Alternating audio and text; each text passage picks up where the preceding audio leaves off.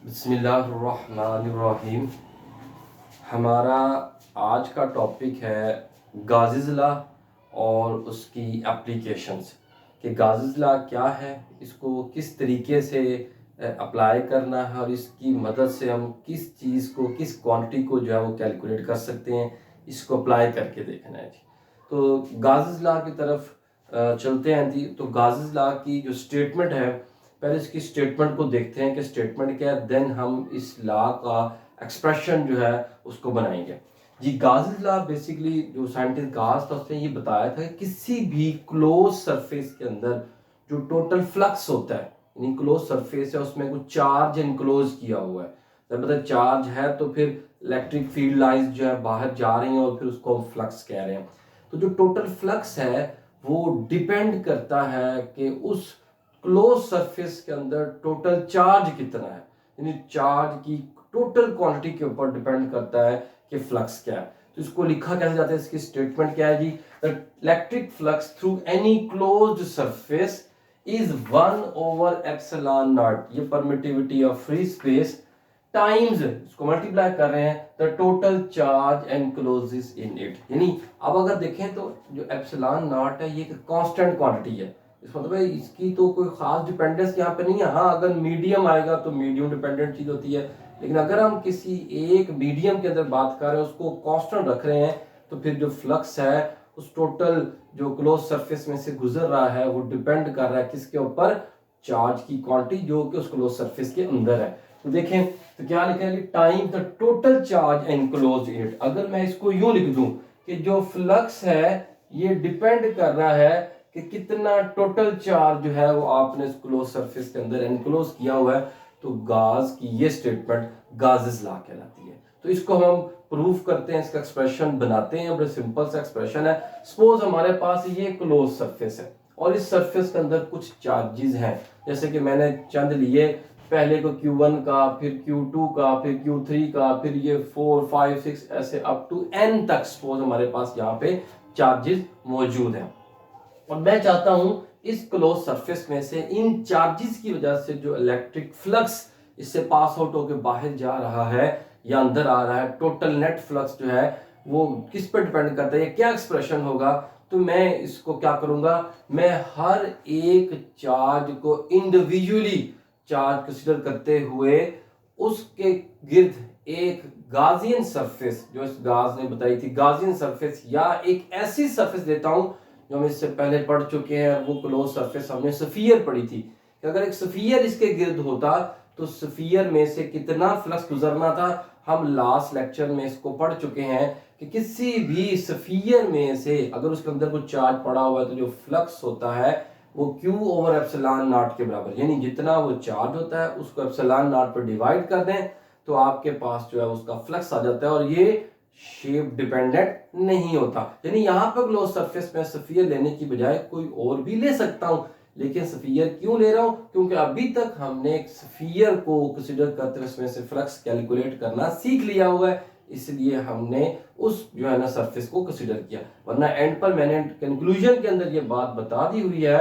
समझा दी हुई है कि आप किसी भी तरीके की क्लोज सरफेस लें तो जो फ्लक्स है उसके ऊपर सरफेस की शेप से कोई फर्क नहीं पड़ता, बट इस सरफेस को सिर्फ क्या होना चाहिए, वो क्लोज होना चाहिए। तो मैंने एक इसके गिर्द भी ये सरफेस स्फीयर कंसीडर किया, इसके गिर्द भी, इसके हर किसी के गिर्द मैंने एक स्फीयर को कंसीडर किया, और इस स्फीयर के अंदर से जितना फ्लक्स है वो कितना होगा उसकी वैल्यू हम कैलकुलेट कर चुके हैं। तो मैं क्या करूंगा, तमाम के इन फ्लक्स को जब ऐड करूंगा तो total number of field lines जो हमारे पास है वो आ जाएंगी। तो देखिए मैंने क्या किया, पहले दूसरे तीसरे और n तक का जो फ्लक्स है उसको मैंने क्या कर दिया, ऐड अप कर दिया, क्योंकि स्केलर क्वांटिटी हम इनको ऐड कर सकते हैं।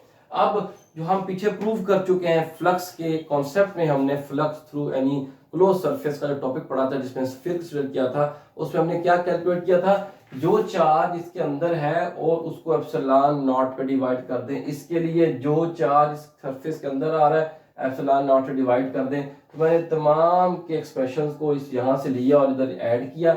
अब नीचे देखें ये आपके पास कॉमन आ रहा है और Q1 Q2 Q3 to Qn तक तमाम चार्जेस यहाँ पे क्या हो रहे हैं, वो सम अप हो रहे हैं। अगर मैं इन तमाम चार्जेस को सम करूं तो ये वो ही सम आएगा जो कि इस क्लोज सरफेस के अंदर चार्ज हमारे पास क्या है वो एनक्लोज हुआ है। तो देखें इस पूरे चार्ज को क्या लिखते हैं, total charge enclosed by this closed surface. उस क्लोज सरफेस में जितना चार्ज भी आ गया, और अब हम उसका एक कॉमन नाम रख देते हैं, सपोज वो क्यू, कैपिटल क्यू, या कोई भी एक ऐड करके हमारे पास जो भी आंसर आ गया उस क्यू को यहाँ लिखा।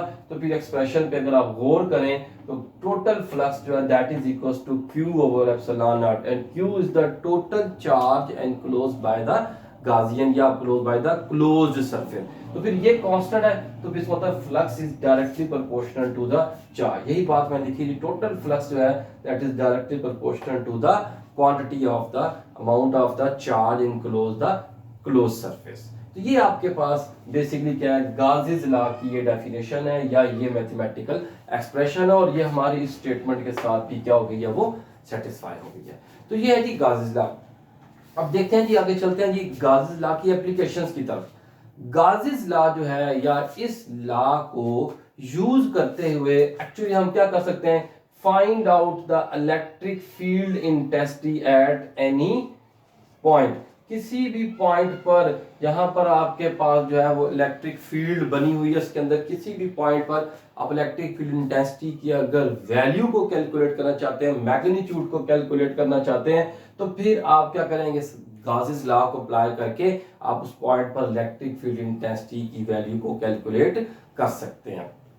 मैग्नीट्यूड भी निकाल सकते हो, डायरेक्शन की जारी बात है, आप समझते हैं फोर्स डायरेक्शन में, तो हम उसकी डायरेक्शन भी कैलकुलेट कर सकेंगे। तो फिर इस लॉ को अप्लाई करने के लिए हम एक स्टेप, कुछ 3-4 स्टेप है, उन स्टेप को फॉलो करते हैं, देन हम बड़ी आसानी के साथ किसी भी चार्ज डिस्ट्रीब्यूशन के अंदर जो electric field intensity at any point उसको कैलकुलेट कर सकते हैं। तो पहले आज हम देखेंगे कि वो कौन से स्टेप्स हैं, वो कौन सा वे है, वो कौन सा मेथड है जिसको आप फॉलो करें तो आप इलेक्ट्रिक फील्ड इंटेंसिटी कैलकुलेट कर सकते हैं। तो सबसे पहले क्या है, वी टेक फॉलोइंग स्टेप्स। क्या करें, सबसे पहला स्टेप, ये स्टेप अंडरस्टैंड कर लें, बड़े इंपॉर्टेंट है। अगर इन स्टेप्स को फॉलो करेंगे तो काम करना आगे, एप्लीकेशन जो है उनको समझना बड़ा आसान हो जाएगा। सबसे पहले क्या जी, ड्रा गाउसियन सरफेस। आपने एक गाउसियन सरफेस ड्रॉ करनी है। याद रखिएगा, गाउसियन सरफेस का क्लोज होना जरूरी है, क्योंकि जब आपने गाउसेस लॉ अप्लाई करना है तो किसी भी क्लोज सरफेस पर अप्लाई किया जाता है। तो फिर ये जो सरफेस है ये इमेजिनरी सरफेस होगी, क्लोज्ड सरफेस होगी, और ऐसी बनानी है कि हम इसमें से फ्लक्स आसानी से कैलकुलेट कर सकते हो। जैसे दो बातें ध्यान में रखें, एक तो आप स्फीयर में से फ्लक्स बड़ी आसानी से निकाल सकते हैं, एक आप फ्लैट सरफेस में से फ्लक्स बड़ी आसानी से निकाल सकते हैं। दो बातें हमने जो है लास्ट लेक्चर्स के अंदर अंडरस्टैंड की हैं, पढ़ी हैं। आप काइंडली जो इलेक्ट्रिक फ्लक्स का टॉपिक है जो मैं लेक्चर दिया हुआ है उसको जरूर सुने, उसको गौर करें उसके ऊपर, फिर आपको मेरी बात जो समझ आएगी कि दो सरफेस ऐसी हैं जो हमारे लिए बड़ी आसान है। एक क्या जी, एक अगर हमारे पास कोई स्फीयर सरफेस होगी हम उसमें से फ्लक्स बड़ी आसानी से निकाल सकते हैं, कोई फ्लैट सरफेस होगी तो हम उसमें से फ्लक्स बड़ी आसानी से निकाल सकते हैं उसका फॉर्मूला अप्लाई करके। तो फिर क्या है जी, जो गाउसियन सरफेस है ये क्या होनी चाहिए, क्लोज होनी चाहिए, इमेजिनरी होनी चाहिए, और उस पॉइंट में से गुजरनी चाहिए जिस पॉइंट पर हमने इलेक्ट्रिक फील्ड इंटेंसिटी की वैल्यू को कैलकुलेट करना है। कोई फील्ड है उसमें कोई पॉइंट हमने चूज कर, इस पॉइंट पे मालूम करें तो आपकी गाउसियन सरफेस उस पॉइंट से गुजरनी चाहिए। ठीक है, ये पहली बात होगी। दूसरा पॉइंट क्या जी, find charge enclose by the Gaussian surface. क्या जी, अब जो गाउसियन सरफेस हमने सपोज करनी है, उस गाउसियन सरफेस का जितना चार्ज आ गया हमने पहले उस चार्ज को कैलकुलेट करना है। ठीक है, यानी पहली गाउसियन सरफेस ड्रॉ करनी है।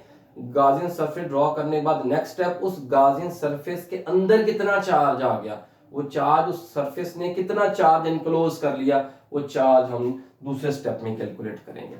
तीसरे स्टेप में हम क्या कैलकुलेट करेंगे, calculate flux through this Gaussian surface. अब जो गाउसियन सरफेस हमने ड्रॉ की है उस गाउसियन सरफेस में से जितना फ्लक्स, टोटल फ्लक्स गुजर रहा है, अब तीसरा स्टेप हमारा ये होगा कि हमने टोटल फ्लक्स उसमें से क्या करना है, हमने फाइंड आउट करना है कि यहाँ से इस जो ड्रॉ की हमने इमेजिनरी सरफेस इसमें टोटल फ्लक्स कितना है।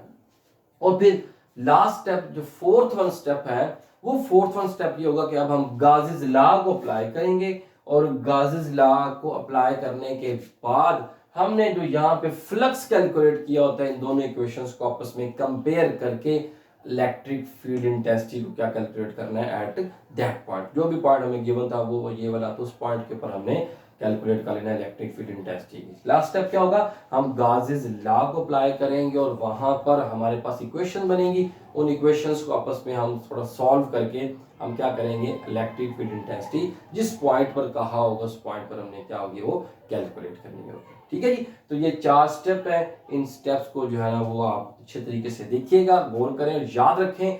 और याद रखिए ये यहाँ तक शॉर्ट क्वेश्चन आंसर के लिए बड़ी इंपॉर्टेंट है कि कोई आपसे स्टेप्स पूछ सकता है कि आप बताएं, गाज़ी लॉ को पूछ सकता है वो क्या है। और इसकी जो पहली एप्लीकेशन है ये आपकी एक्सरसाइज में भी एक शॉर्ट क्वेश्चन बना हुआ, वैसे भी आपके पास सिंपली एक शॉर्ट क्वेश्चन के अंदर ये क्वेश्चन आ सकता है जो पहली एप्लीकेशन है।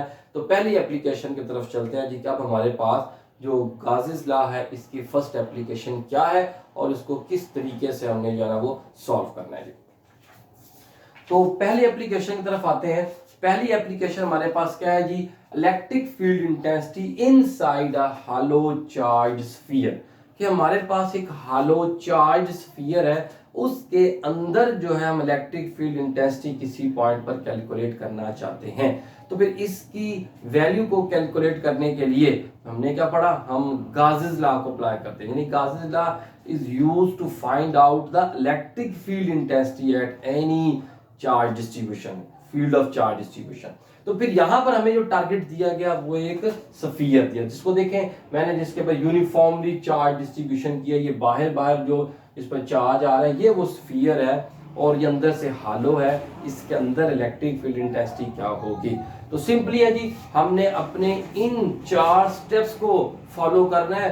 अगर आपको ये 4 स्टेप समझ आ गए तो फिर हमारे लिए इलेक्ट्रिक फील्ड इंटेंसिटी निकालना कोई ऐसा मसला नहीं है। देखिए कैसे जी, पहला स्टेप हमें क्या बताता था कि आप सबसे पहले गाजियन सरफेस जो है वो क्या करें, वो ड्रॉ करें। देखें मैंने इसके अंदर कोई एक पॉइंट कंसीडर कर लिया लाइक दिस। ये मैंने पॉइंट लिया, मैंने कहा इस पॉइंट पर मुझे इलेक्ट्रिक फील्ड इंटेंसिटी कैलकुलेट करनी। मैं पॉइंट यहाँ भी ले सकता हूँ, मैं यहाँ भी कहीं पर मैं ये पॉइंट ले सकता हूँ। तो सपोज मैंने ये पॉइंट यहाँ पर लिया, जिस पॉइंट पर मैंने क्या करना है, इलेक्ट्रिक फील्ड इंटेंसिटी को डिटरमिन करना है। तो consider a charge sphere of radius R. ये है जी रेडियस सेंटर से लेकर यहाँ तक रेडियस हमारे पास जो स्फीयर का। इसके अंदर एक गाजियन सरफेस ऑफ रेडियस आर। मैंने ये जो डॉटेड लाइन से बनाया है ये एक गाजियन सरफेस बनाई है जो लाइक अ स्फीयर है, क्लोज है, लाइक अ स्फीयर। जैसे ये स्फीयर, इस तरह स्फीयर, इसके अंदर छोटा स्फीयर बनाया है और वो क्लोज सरफेस भी बनी है। ठीक है, क्लोज सरफेस भी बनी है और इमेजिनरी सरफेस भी, और पॉइंट में से भी क्या कर रहा है वो गुजर रही है सरफेस। तो मतलब पहला स्टेप हमारे पास जो हमने वो क्या कर लिया, वो फॉलो कर लिया। और हम आसानी से फ्लक्स भी इस स्फीयर से कैलकुलेट कर सकते हैं क्योंकि हमने पढ़ा हुआ है सबसे आसानी के साथ हम स्फीयर और फ्लैट सरफेस निकाल सकते हैं। फिर दूसरा स्टेप हमारे पास क्या था जी कि हम इस गाजियन सरफेस के अंदर चार्ज को कैलकुलेट करेंगे कि इसने चार्ज कितना एनक्लोज किया हुआ है। तो देखिएगा इस गाजियन सरफेस के अंदर कोई चार्ज नहीं है। चार्ज हमने कहां दिया था, स्फीयर की सरफेस के ऊपर। इसका मतलब है ये जो अंदर गाजियन सरफेस ड्रॉ हुई है इसके अंदर किसी किस्म का कोई चार्ज नहीं है। इसलिए यहाँ पे क्या लिख रहा हूं, चार्ज इज इक्वल टू 0। इसका मतलब है चार्ज इसके अंदर जो गाजियन सरफेस में नहीं आया। तीसरा स्टेप हमारे पास क्या है जी, अब हमने टोटल फ्लक्स कैलकुलेट करना है। तो फिर टोटल फ्लक्स का फार्मूला क्या होता है, E डॉट ए। मतलब मैंने इसका फ्लक्स कैलकुलेट करना है। जो मुझे पता है जाहिर बात अगर इसके अंदर चार्ज नहीं है तो फ्लक्स की वैल्यू भी क्या होगी, वो 0 होगी। मैं इसीलिए इस इक्वेशन को E डॉट ए की फॉर्म में यहीं पर छोड़ देता हूं। फिर लास्ट में क्या है जी, आपने गाज़ीज़ लॉ को अप्लाई करना है। फिर इन दोनों फ्लक्स को कंपेयर करके सॉल्व करना होता है। जो मैंने यहाँ बताया था इक्वेशंस बनती हैं, इक्वेशंस को फिर हम कंपेयर करके सॉल्व करके आंसर निकालते हैं। तो फिर गाज़ीज़ लॉ के मुताबिक फ्लक्स जो होता है that is equal to Q over epsilon naught, 1 over epsilon naught times the total charge enclosed by the Gaussian surface. ये गाज़ीज़ लॉ की डेफिनेशन है, ये उसकी मैथमेटिकल फॉर्म है। अब क्या करेंगे, इस फ्लक्स को और इस फ्लक्स को जो गाज़ीज़ लॉ से निकला और जो टोटल फ्लक्स के फार्मूला से हमने कैलकुलेट करना है, इन दोनों को क्या करेंगे, हम कंपेयर कर लेंगे। जब इन दोनों को कंपेयर करेंगे तो हमें पता है कि यहाँ पर चार्ज की वैल्यू कितनी है, 0 है। तो मैं यहाँ पर चार्ज की वैल्यू 0 पुट करूंगा तो ये मेरे पास जो लेफ्ट हैंड साइड है सारी क्या होगी, जीरो और राइट हैंड साइड मेरे पास ई डॉट ए की फॉर्म में आ जाएगी। अब डॉट प्रोडक्ट दो क्वांटिटीज का डॉट प्रोडक्ट जीरो आ रहा है, तो भी इसके अंदर ऑप्शंस हैं। इसके अंदर ऑप्शंस ये हैं, या तो इलेक्ट्रिक फील्ड इंटेंसिटी जीरो होगी, या फिर एरिया वेक्टर जो है वो जीरो होगा या नल वेक्टर होगा। अब बात सुने, हमने सरफेस एरिया तो बनाया हुआ है, हमारे पास एरिया तो है, स्फीयर तो बना हुआ है जिसमें से फ्लक्स निकालना है, इसलिए हम उसके एरिया को तो जीरो कह नहीं सकते। तो इसका मतलब है इन दोनों ऑप्शंस में से जो हमारे पास ऑप्शन सही है वो क्या है जी, कि area vector is not equal to null, but at this point electric field intensity is zero और नल।